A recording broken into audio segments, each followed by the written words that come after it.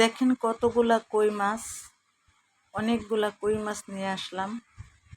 তা মাছগুলো একদম টাটকা জেতা মাছ নিয়ে আসলাম। আর কই মাছ জেতাগুলোই খেতে ভীষণ মজা লাগে। আবার বলতে পারেন বন্ধুরা যে জেতা কি আর খাওয়া যায় না, জেতা কই মাছগুলা যদি রান্না করে তাহলে খেতে ভীষণ মজা লাগে। তাই অনেকগুলা কই মাছ আনছি। কেন আনছি তাই আমার ভিডিও জুড়ে সবাই থাকলে অবশ্যই বুঝতে পারবেন যে কেন এই এতগুলা কই মাছ নিয়ে আসছি। আসসালামু আলাইকুম, সবাই কেমন আছেন? আপনাদের সাথে আছি আমি, মা মেয়ে করোয়া ব্লগ। দূরে এবং কাছে আমার প্রাণপ্রিয় ভাই বোনেরা, আপুরা, বন্ধুরা যে যেখানে আছেন, আশা করি সবাই ভালো আছেন, সুস্থ আছেন এবং নিরাপদ আছেন। আপনাদের ছোট বড় সবার দোয়া এবং ভালোবাসা আলহামদুলিল্লাহ আমি আমার ফ্যামিলির সবাইকে নিয়ে ভালো আছি। তাই আজকের এই জেতা কই মাছগুলো কীভাবে কাটবো তাও আপনাদের সাথে শেয়ার করব। মানে কাটা দিয়ে শেয়ার করব না, মানে কাটার আগে কীভাবে এগুলা মারবো, মেরে তারপরে এগুলা কাটবো, অতটুকু শেয়ার করব। তারপরে ভিডিও শুরু থেকে শেষ পর্যন্ত দেখবেন, দেখলেই বুঝতে পারবেন যে এত কই মাছ কেন এনেছি আর কার জন্য এনেছি, কোথায় পাঠাবো, তাই এগুলা দেখবেন। আর আমার পরবর্তী ভিডিওর অপেক্ষা থাকবেন, তাহলে আরও কিছু দেখতে পাইবেন, আরও সুন্দর সুন্দর কিছু দেখতে পাইবেন। আর এই তো দেখেন মাছ মারণের পদ্ধতিটা কীভাবে মারছি। একটু লবণ দিচ্ছি, লবণ দিয়ে তারপরে মাছগুলা দিয়ে দিচ্ছি। মাছগুলা লবণ দিলে মরে যাবে। আর কই মাছ, শিং মাছ, এই সমস্ত মাছগুলা এইভাবে করে মারতে হয়। আর এই যে অফ ক্যামেরা দেখেন আমি সবগুলা মাছ কেটে নিলাম। এখানে 4 কেজি মাছ আমি কেটে নিলাম অফ ক্যামেরায়। আমি বাজার থেকে কেটে আনি নাই, কারণ হচ্ছে কি জানেন, মাছের চেয়ে মাছের কাটার দাম বেশি। 30 টাকা করে বলে মাছে কাটবে, 1 কেজি মাছ কাটবো 30 টাকা করে। তাই দেখা গেছে 5 কেজি মাছ কাটলে অনেক টাকা। তাই দরকার আছে কিটা বাসায় বসে বসে কাটবো, তাই ওইটাই ভালো। ওইখানে মাছ কাটলে তো বেশিক্ষণ দাঁড়ায়ও থাকতে হইব, অনেকক্ষণ দাঁড়ায় থাকতে হইব। তাই থাকার থেকে আমি বাসায় নিয়ে বসে বসে কাটবো, তাই ওইটাই ভালো, আমার টাকাটা বেশি যাইল। আর এই যে দেখেন এখন মাছ কাটা ধোয়া পাকলা সব কিছু শেষ অফ ক্যামেরায়। তাই এখন মাছগুলা লবণ আর হলুদ দিলাম, লবণ আর হলুদ দিয়ে তারপরে মাছগুলা ভেজে নিব। আর এই মাছগুলা ভেজে তারপরে কি করব তাও আমার সাথে থাকলে অবশ্যই বুঝতেন। আর অনেকগুলা মাছ তো এখানে 18 পিস মাছ আছে, আর বাকি মাছ কিছু মাছ রেখে দিছি।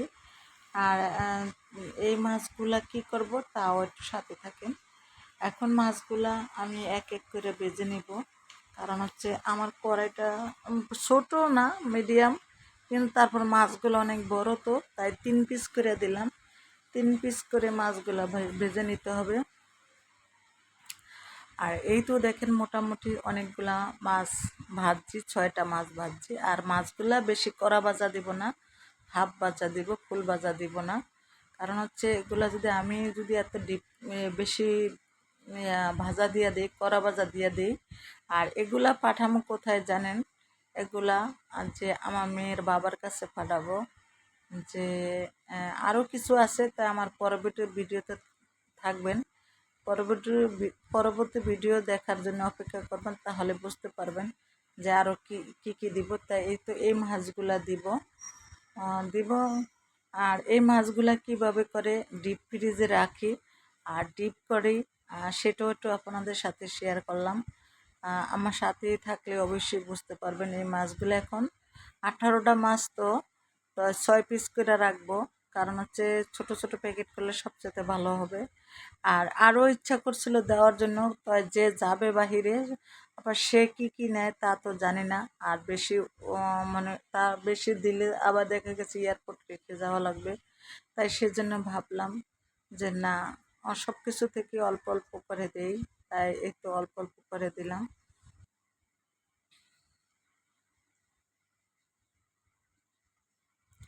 এখন মাছগুলা একটা একটা করে এই পলিতে রাখবো। পলিতে রেখে মানে 3টা প্যাকেট করব। 6টা করে 18টা মাছ 3 প্যাকেট করব। এই তো 3টা প্যাকেট করেছি। এখন 3টা প্যাকেট আমি কি করব জানেন? যে একটা গিট দিয়ে তিনটা গিট দিয়ে তারপরে আমি ডিপ ফ্রিজে রেখে দেব। আর এভাবে করে যদি আপনারা খাওয়ার জন্য সংগ্রহ করে রাখেন তাহলে বেশ ভালোই হবে। আর আমাদের এখন বর্তমানে গ্যাসের যে সমস্যা, তা মাছ এইভাবে করে ভেজে তারপরে ডিপ ফ্রিজে রেখে দিবেন, ওই মাছ রান্না করবেন, বেশ খেতে ভীষণ মজাই লাগে। আমি মাঝে মাঝে এরকম করি, করার কিছু নাই, যেহেতু গ্যাসের সমস্যা তাই আর কি। আর এই তো দেখেন এখন আমি ফ্রিজে রাখবো। আমি আবার নিচের এই থাকটা একটু খালি করেছি, কাঁচা মাছ মাংস রাখলাম না, যেহেতু এটা ভাজা, তাই কাঁচা মাছ মাংস রাখলাম না, সব কিছু অন্য ফ্রিজে রেখে দিলাম। আর যেহেতু আমার ফ্রিজ দুইটা, তাই আমার কোনো অসুবিধা হয় না, মোটামুটি আলহামদুলিল্লাহ সব কিছুই রাখতে সুবিধা হয়। তা আজকের ভিডিওটা যদি আপনাদের কাছে ভালো লাগে, লাইক কমেন্ট শেয়ার করতে ভুলে যাবেন না। আল্লাহ